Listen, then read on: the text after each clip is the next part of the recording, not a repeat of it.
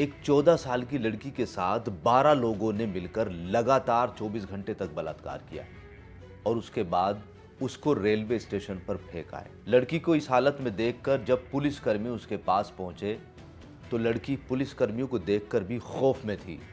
वो सोच रही थी कि कहीं जैसा पहले इसके साथ अंजाम हुआ है, ये पुलिस वाले भी उसी तरह की घटना को दोबारा ना दोहरा दे। लेकिन जब महिला पुलिसकर्मी ने उस लड़की के साथ अच्छे व्यवहार से बात करी और फिर उस लड़की ने उन महिला पुलिसकर्मी को अपनी आपबीती बताई, तो महिला पुलिसकर्मी के साथ साथ पुरुष पुलिसकर्मी भी रोने लगे। इस घटना के बारे में जिसने भी सुना वो शौक रह गया कि ये इंसान के रूप में भेड़िए और हैवान थे।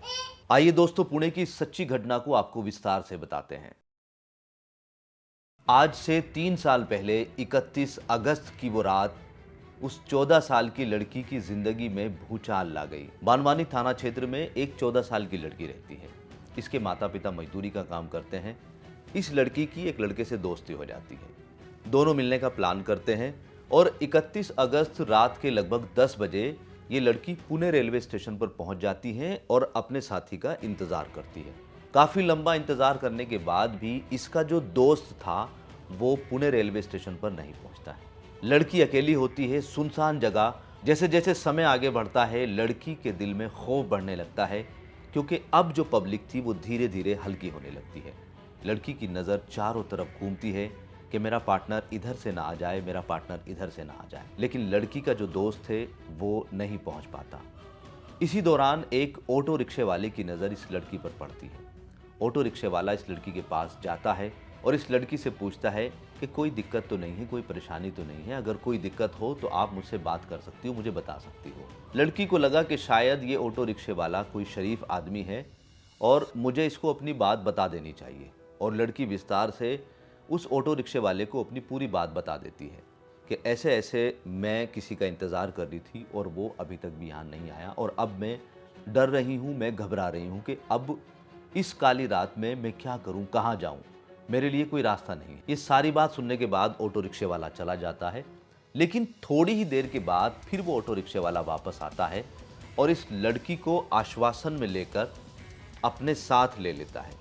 रिक्शे वाला बोलता है कि आप बिल्कुल भी ना घबराओ, आप किसी तरह की टेंशन ना लो, मैं आपकी भरपूर सहायता करूंगा, किसी तरह की कोई दिक्कत नहीं आने दूंगा, जहां आप चाहेंगी मैं आपको वहां पर छोड़ दूंगा। लड़की ऑटो रिक्शे वाले के रिक्शे में बैठ जाती है। इसी दौरान ऑटो रिक्शे वाला इस लड़की की घबराहट को देखकर इसको पानी पीने के लिए बोलता है कि आप ये पानी पी लीजिएगा क्योंकि आपको खुश्की आ रही है। लड़की पानी पी लेती है और पानी पीने के बाद फिर लड़की को नहीं पता होता कि वो कहाँ है, किस जगह है, क्योंकि लड़की इस वक्त बेहोश हो गई है। क्योंकि लड़की बेहोश हो गई थी, अब ऑटो रिक्शे वाला इसका फ़ायदा उठाकर इस लड़की को एक जंगल में ले जाता है और इसके साथ बलात्कार कर देता है।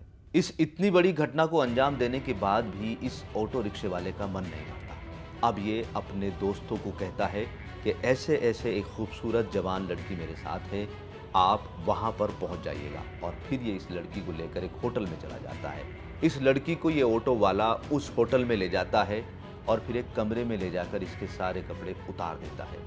इसके बाद एक एक करके वो 12 लोग इसके साथ बलात्कार करते हैं। लड़की होश में आती है, रोती है, चिल्लाती है, लेकिन उसकी चीखों की आवाज़ कोई नहीं सुनता और ये दरिंदे बारी बारी से उसका बलात्कार करते रहते हैं और ये घटना 24 घंटे तक चलती है। लड़की इन लोगों के सामने रोती रही, चिल्लाती रही, दया मांगती रही कि मेरी जान को बख्श दो, लेकिन ये हैवान बन चुके थे। इनको उस लड़की की कोई परवाह नहीं थी, बस इन्हें तो केवल और केवल उस लड़की के साथ बलात्कार करना था। लड़की की सिचुएशन देखने के बाद उन 12 लड़कों में से किसी एक लड़के को लड़की पर दया आ गई और ये लड़का इस लड़की को होटल से निकालकर दादर रेलवे स्टेशन पर फेंक आया। दादर रेलवे स्टेशन पर ये लड़की बदहवास बैठी रही और इसी बीच 2 रेलवे कर्मचारियों की नज़र इस लड़की पर पड़ती है। लड़की सोचती है कि शायद ये मेरे साथ कुछ हमदर्दी दिखाएंगे और मेरी मदद करेंगे, लेकिन ये दोनों कर्मचारी भी हैवान निकले और इन दोनों कर्मचारियों ने भी एक एक करके इस लड़की के साथ बलात्कार किया और इसके बाद इन दोनों कर्मचारियों ने इस लड़की को चंडीगढ़ जाने वाली एक ट्रेन में फेंक दिया। लड़की इस वक्त पूरी तरीके से टूट गई थी, बदहवास थी, उसे पता ही नहीं था कि वो कहाँ है, बैठी है, लेटी है और ट्रेन के लोग उसे देख रहे थे लेकिन नज़रअंदाज कर रहे थे। और इस ट्रेन का आखिरी स्टेशन था चंडीगढ़। चंडीगढ़ जाने के बाद रेल रुक जाती है और उसके बाद इस लड़की पर एक पुलिसकर्मी की नज़र पड़ती है।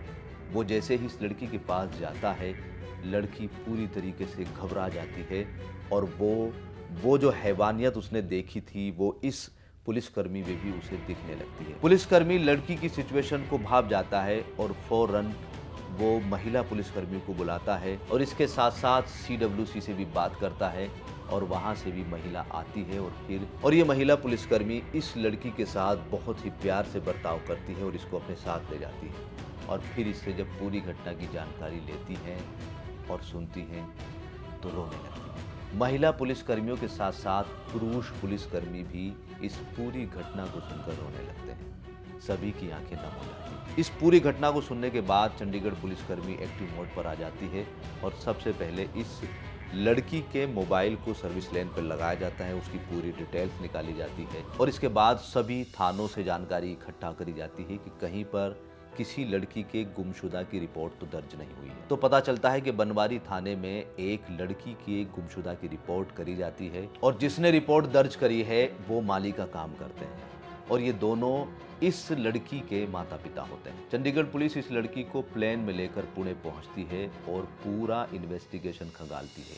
100 से ज़्यादा CCTV कैमरे खंगाले जाते हैं और फिर अंत में उस ऑटो रिक्शे वाले को कैप्चर किया जाता है। सबसे पहले उस ऑटो रिक्शे वाले को ही पकड़ा जाता है। इस ऑटो रिक्शे वाले के साथ जब सख्ती के साथ पूछताछ करी गई तो फिर उसने उन सारे लोगों के नाम भी उजागर कर दिए। पुलिस ने 12 लोगों को यहाँ से अरेस्ट किया। इसके बाद CCTV कैमरे की मदद से उन दोनों रेलवे कर्मचारियों को भी गिरफ्तार किया। तो कुल मिलाकर 14 लोगों को पुलिस ने इसमें हिरासत में लिया था। तो दोस्तों सोच के देखो कितनी भयावह तस्वीर होगी कि ये लड़की पुरुष नाम से भी घबराने लगी थी। इसको हर पुरुष में वो हैवानियत नजर आने लगी थी क्योंकि ये जिससे भी मिल रही थी वो ही शैतान बनकर इस पर टूट रहा था। और दोस्तों इस तरह की अनेकों घटनाएं हमारे देश में होती हैं। पुलिस अपना काम करती है, मुजरिमों को पकड़ती है, लेकिन मुजरिमों की कमर नहीं टूटती है। दोस्तों ये जो मैंने स्टोरी आपको बताई है इसका मकसद किसी को डराना नहीं, हाँ अवेयर करना ज़रूर है। हमेशा दोस्तों सतर्क रहें और सुरक्षित रहें।